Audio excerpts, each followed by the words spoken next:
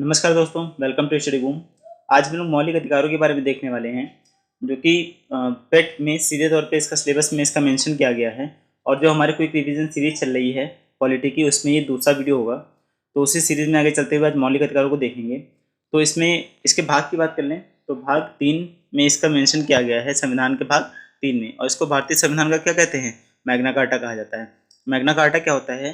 सन 1215 में एक राजा हुए थे, राजा चार्ल्स। तो वहाँ की जनता ने उनसे अपने अधिकारों के लिए एक नोट साइन करा लिया था और ज़बरदस्ती। तो वही वही उसे ही बोला जाता है मैग्ना कार्टा। तो जब भी कुछ अधिकारों की बात होती है तो उसको मैग्ना कार्टा की संज्ञा दी जाती है। अनुच्छेद की बात कर लें तो 12 से 35 तक अनुच्छेद किसके हैं? मौलिक अधिकार के रूप में दिए गए हैं। इसको संविधान का मैग्ना कार्टा कहते हैं, हम लोग डिस्कस कर चुके हैं। तो इस समिति की बात कर लें तो एक सलाहकार समिति बनाई गई थी, जिसके अध्यक्ष कौन थे? वल्लभ भाई पटेल। इसकी एक उप समिति थी और जिसमें क्या था? मूल अधिकार समिति एक उप समिति थी। किसकी उप समिति थी? सलाहकार समिति की। और इसके अध्यक्ष कौन थे? तो जे.बी. कृपलानी थे। तो दोनों को ही आपको याद रखना है।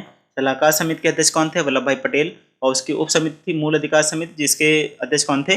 जे.बी. कृपलानी। तो आगे चलते हैं। तो मूल अधिकारों की बात करें तो ये किसके संविधान से लिए गए हैं? अमेरिका के संविधान से लिए गए हैं। तो ये भी आपको याद रखना है कि किस संविधान से लिया गया है। फंडामेंटल राइट्स या मूल अधिकार तो अमेरिका के संविधान से लिए गए हैं। मौलिक अधिकार क्या होते हैं? तो वह अधिकार जो सरकार क्या है उसके द्वारा छीने नहीं जा सकते, परंतु कुछ समय के लिए स्थगित जरूर किए जा सकते हैं। ये क्या होते हैं? मौलिक अधिकार होते हैं। इनको सरकार क्या है? छीन नहीं सकती है। अगर संख्या की बात कर लें तो मूल संविधान में कितने थे? 7 थे, लेकिन वर्तमान में कितने हो गए? 6। क्योंकि जो संपत्ति का अधिकार है उसको पहले क्या है? मूल अधिकार में शामिल किया गया था, लेकिन क्या हुआ? 44वें संविधान संशोधन 1978 में इसको क्या है? मौलिक अधिकार से हटा करके इसको एक आर्टिकल 300 का में डाल दिया गया और कानूनी अधिकार के रूप में इसको क्या है? उल्लेखित कर दिया गया। तो ऐसा क्यों किया गया? मान लीजिए कहीं पर हाईवे बन रहा है और क्या होता है, किसी का एक घर बीच में आ जाता है।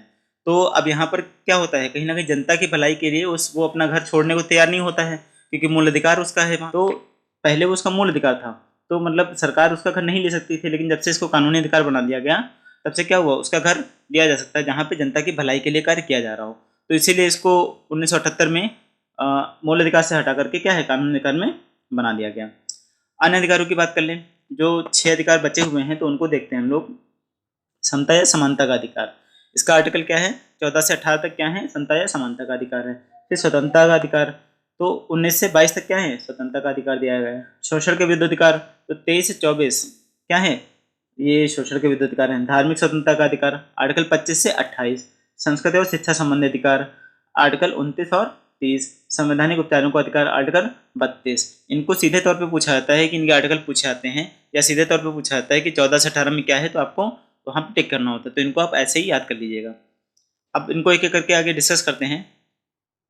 तो सबसे पहले समता का अधिकार, आर्टिकल 14 से 18। तो आर्टिकल 14 में क्या दिया हुआ है? विधि के समक्ष समानता। इसमें क्या है कि कानून के सामने सब क्या है? एक समान है। राज्य के सभी व्यक्तियों के लिए समान कानून बनेगा और उन पे क्या है? समान रूप से लागू भी होगा। तो यहाँ पर मतलब इस तरीके से दिखाया जाता है कि कोई अमीर हो या गरीब हो या किसी भी पद पे आसीन हो, उसके सबके लिए क्या है? जो नियम बनेंगे, कानून बनेंगे, वो सबके लिए क्या है? बराबर हैं। इनके अपराधों की बात कर लें तो आर्टिकल 361 के तहत जो है, कार्यकाल के दौरान जो राष्ट्रपति या राज्यपाल होते हैं उनके लिए कुछ विशेष छूट की बात की गई है। और आर्टिकल 105 के तहत क्या है? सांसद जो होते हैं, हमारे जो संसद सदस्य होते हैं, उनके लिए कुछ विशेष छूट की बात की गई है। तो इनके आर्टिकल से आप याद रखिएगा, ये जो है इंपॉर्टेंट है। आगे चलते हैं। आर्टिकल 15। तो आर्टिकल 15 में क्या कहा गया है? धर्म, नस्ल, लिंग, जन्म स्थान आदि के स्थान आधार पर क्या होगा? भेदभाव नहीं होगा, नहीं किया जाएगा। तो राज्य क्या है? किसी व्यक्ति के धर्म, जाति, लिंग, नस्ल, जन्म स्थान के आधार पर नागरिकों के प्रति जीवन के किसी क्षेत्र में भेदभाव नहीं किया जा सकता है। अब इसको आप ऐसे समझिए, कोई होटल है तो वहाँ पे क्या है? अगर कोई कह दे कि नहीं, हम इस पर्टिकुलर धर्म के लोगों को ही जाने के देते हैं, या ये व्यक्ति यहाँ पे नहीं बैठ सकता, तो ये भेदभाव नहीं कर सकते हैं हम लोग। और ये अधिकार किस आर्टिकल के तहत हम लोग को प्राप्त है? आर्टिकल 15 के तहत। आगे बढ़ते हैं। आर्टिकल 16। तो इसमें क्या है? लोक नियोजन में अवसर की समानता। इसका मतलब ये है कि जब हम लोग सरकारी नौकरी देखते हैं या लोक नियोजन की बात करते हैं, तो उसमें क्या है? किसी भी प्रकार का भेदभाव नहीं किया जाता है। सबको समान रूप से उसमें क्या है? फॉर्म भरने की अनुमति दी जाती है। लेकिन इसका अपवाद भी देखने को मिलता है आरक्षण के रूप में। तो आरक्षण क्या होता है? ये पॉजिटिव डिस्क्रिमिनेशन है। और ये पॉजिटिव डिस्क्रिमिनेशन कैसे हो जाता है? पॉजिटिव भेदभाव कैसे हो जाता है कि जब एक निचले वर्ग को समाज में क्या है? एक बराबर, सबका बराबर स्थान लाने के लिए क्या है? कुछ विशेष वर्गों को विशेष आरक्षण दिया जाता है ताकि वो क्या है सब एक बराबर हो सके। तो ये एक पॉजिटिव भेदभाव है, तो इसको इसीलिए क्या है आरक्षण के रूप में इसको अपवाद में शामिल किया गया है। आगे देखते हैं आर्टिकल 17। तो अस्पृश्यता का अंत। अस्पृश्यता मतलब होता है अनटचेबिलिटी, मतलब क्या है धर्म, जाति, रंग आदि के आधार पर छुआछूत का भेदभाव नहीं किया जाएगा।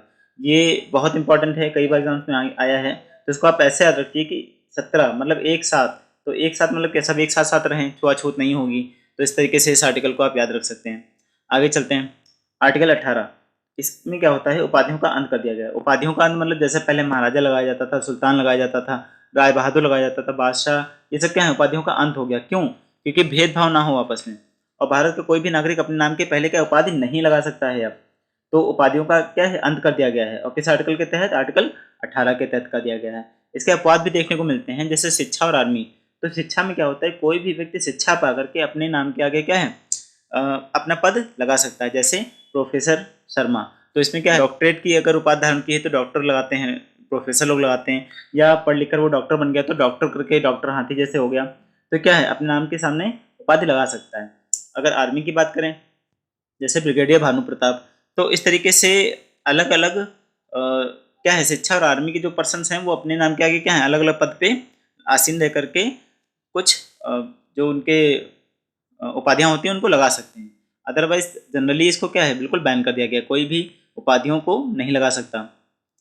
आगे देखते हैं स्वतंत्रता का अधिकार। तो एक अधिकार हम लोगों ने पढ़ लिया, अब दूसरा क्या है स्वतंत्रता का अधिकार। तो स्वतंत्रता का अधिकार का कहाँ से कहाँ तक है? 1922 में स्वतंत्रता की बात करें तो आर्टिकल 19 में हमको क्या है मूल संविधान में तो 7 स्वतंत्रताएं मिली थी, लेकिन वर्तमान में कितनी है 6 स्वतंत्रताएं हैं। तो एक एक करके सबको देखते हैं। 19A में क्या है बोलने की स्वतंत्रता है या अभिव्यक्ति की स्वतंत्रता। आप लोगों ने मूवीज वगैरह में बहुत देखा होगा कि अभिव्यक्ति की आज़ादी है, अभिव्यक्ति की आज़ादी से लोग चिल्लाते रहते हैं। तो वो किस आर्टिकल के तहत चिल्लाते रहते हैं? 19A के तहत। दूसरा क्या है 19B सभा करने की स्वतंत्रता, 19C संगठन बनाने की स्वतंत्रता, 19D देश में कहीं भी घूमने की स्वतंत्रता, 19E किसी भी स्थान पर निवास करने की स्वतंत्रता, और 19F ये पहले था जो कि क्या है अब हटा दिया गया है। तो पहले 7 हुआ करते थे, अब 6 ही बचे हैं। तो इसमें संपत्ति का अधिकार था, संपत्ति के संबंध में स्वतंत्रता इसमें दी गई थी, संपत्ति रखने की स्वतंत्रता। तो वो क्या है अब हटा दिया गया है, इसको अब क्या है कानूनी अधिकार दे दिया गया है, तो इसलिए इसको हटा देंगे। फिर 19G व्यापार करने की स्वतंत्रता। तो ये इनका क्रम भी पूछा जाता है, तो इस तरीके से आप इसको याद रख सकते हैं कि क्या सबसे पहले बोलने की बात करी गई, फिर सभा बनाई गई, फिर संगठन बनाया गया, फिर घूमने निकल गए, फिर वहीं पर निवास कर लिया उन्होंने, और वहीं पर क्या है व्यापार करने लगे। तो इस तरीके से इसको क्रम वाइज आप याद रख सकते हैं। आगे देखते हैं आर्टिकल 20 दो सिद्धि संरक्षण के संबंध में संरक्षण, दो सिद्धि के संबंध में संरक्षण। तो इसमें क्या होता है 3 प्रावधान दिए गए हैं कि पहला क्या है एक अपराध की एक ही सजा होगी। एक अपराध के लिए अगर किसी व्यक्ति ने क्या है चोरी करी हुई है तो उसके लिए एक बार ही उसको जो सजा होगी, कई बार उसको सजा नहीं दी जा सकती है। एक बार सजा काट के निकल आया, मान लीजिए उसको 3 साल की सजा हो गई, 3 साल सजा देने के बाद क्या है जब वो आ जाएगा तो उसको दोबारा से पकड़ के अंदर नहीं डाला जाएगा जब तक वो दूसरी बार अपराध नहीं करता है। फिर क्या है अपराध करते समय जो कानून बना है उसी के तहत सजा मिलेगी। अब इसको आप ऐसे समझ सकते हैं, मान लीजिए किसी ने 2015 में कोई क्राइम किया, लेकिन क्या है उसका ट्रायल चल रहा है और 2017-18 तक उसका ट्रायल चलता रहा, और 17 में क्या हुआ उस पर्टिकुलर क्राइम के लिए मान लीजिए उसने चोरी की थी और चोरी के लिए पहले जो प्रावधान था वो 3 साल था, फिर उसको बाद में 5 साल कर दिया गया। 2017 में क्या है 5 साल के लिए कर दिया गया। लेकिन चूंकि वो पकड़ा कब गया था 2015 में, ट्रायल कब से चल रहा है 2015 से, तो इसलिए उस पर जो अपराध अगर साबित होता है तो उसको कितने साल की सजा होगी 3 साल की सजा होगी, 5 साल की सजा नहीं होगी। तो इसका मतलब अपराध करते समय जो कानून बना था उसी के तहत उसको सजा मिलेगी। आगे देखते हैं खुद के खिलाफ गवाही देने के लिए बाध्य नहीं किया जा सकता है। तो ये तो आपने मूवीज में भी देखा होगा कि क्या है लोग गिरफ्तार जब हो जाते हैं तो उसको क्या है उसको बाध्य नहीं किया जाता है कि हाँ अपने खिलाफ वो गवाही दे, ये क्या है गैर कानूनी होता है। आगे देखते हैं आर्टिकल 21 प्राण एवं दैहिक स्वतंत्रता। ये भी बहुत इंपॉर्टेंट आर्टिकल है, इसको भी आपको याद रखना है। सभी व्यक्तियों को कानूनी सीमा के अंदर जीने का अधिकार प्राप्त है, किसी भी व्यक्ति से जीवन जीने का अधिकार छीना नहीं जा सकता है। अब इस देखिए इस चीज़ को आप ऐसे समझिए, अगर कोई व्यक्ति कानूनी सीमा के अंदर रह करके अपना जीवन यापन कर रहा है तो उसको क्या है जीने का अधिकार पूरा पूरा प्राप्त है। लेकिन मान लीजिए कोई एक गैंगस्टर आ गया और कत्लेआम किया जा रहा है तो क्या पुलिस वाले उसको गोली मार देंगे, तो वहाँ पर उसका क्या है अधिकार छिन जाएगा क्योंकि वो कानूनी सीमा के बाहर निकल गया। तो कानूनी सीमा के अंदर रह करके अगर जीवन यापन जो कर रहा है उसको क्या है जीने का अधिकार प्राप्त है। अब इस चीज़ को ऐसे भी आप समझ सकते हैं, अगर कोई व्यक्ति सुसाइड करने की कोशिश करता है और वो बच जाता है, तब भी उसको जेल हो जाएगी। क्यों? क्योंकि उसको जीने का अधिकार प्राप्त है, जिसको वो खुद भी छीन नहीं सकता है। तो कोई दूसरा भी छीन नहीं सकता, वो खुद भी छीन नहीं सकता है। तो ये किस आर्टिकल के तहत हमको प्राप्त है, अधिकार प्राप्त है? आर्टिकल 21 के तहत। इसी के तहत आर्टिकल 21 का ये भी बहुत इंपॉर्टेंट है, ये भी हम लोग देखते हैं। 86वां संविधान संशोधन किया गया था कब? 2002 में, और इसके तहत एक अनुच्छेद जोड़ा गया, जिसमें क्या है, कौन सा? आर्टिकल 21 का जोड़ा गया, जिसमें 6 से 14 वर्ष तक के जो बच्चे थे उनको निःशुल्क और अनिवार्य शिक्षा देना क्या है, मौलिक अधिकार बना दिया गया। तो ये मोस्ट इंपॉर्टेंट है, इसका सन भी पूछते हैं और इसका संविधान संशोधन भी पूछा जाता है और अनुच्छेद भी पूछा जाता है। तो इन तीनों चीज़ों को आपको याद रखना है। आगे देखते हैं आर्टिकल 22 गिरफ्तारी से संरक्षण। इसमें क्या है, देखिए इसमें दो तरीके से होता है, एक अपराध के बाद, एक अपराध के पहले। तो अपराध के बाद जो होता है वो दंडात्मक निरोध कहलाता है और अपराध के पहले जो होता है वो निवारक निरोध कहलाता है। तो अपराध के बाद अगर किसी को हिरासत में लिया जाता है तो उसको क्या, उसको कारण बताना पड़ता है कि क्यों उसको हिरासत में लिया जा रहा है। 24 घंटे के अंदर उसको क्या, दंडाधिकारी के सामने पेश किया जाता है और अपने पसंद के वकील से सलाह लेने के लिए क्या, वो अधिकार उसको मिल जाता है कि वो अपने पसंद के वकील से सलाह ले सके। जबकि जो निवारक निरोध में क्या होता है, अपराध करने से पहले गिरफ्तार कर लिया जाता है। जैसे कोई घटना होने वाली है, मान लीजिए बम ब्लास्टिंग कोई करने वाला है, एक ग्रुप आया हुआ है और क्या है, पहले से उनके बारे में पता चल जाता है, तो उनको क्या है, पहले ही अपराध करने के पहले ही गिरफ्तार कर लिया जाएगा और वारंट दिखाने की भी जरूरत इसमें नहीं पड़ती है और बिना दंडाधिकारी के समझ से पेश किए उसको 3 माह तक क्या है, रखा जा सकता है। तो ये क्या है, निवारक निरोध है। और ये किसके तहत हमको प्राप्त है अधिकार? आर्टिकल 22 के तहत। आगे देखते हैं शोषण के विरुद्ध अधिकार। तो इसका आर्टिकल क्या है, 23 और 24।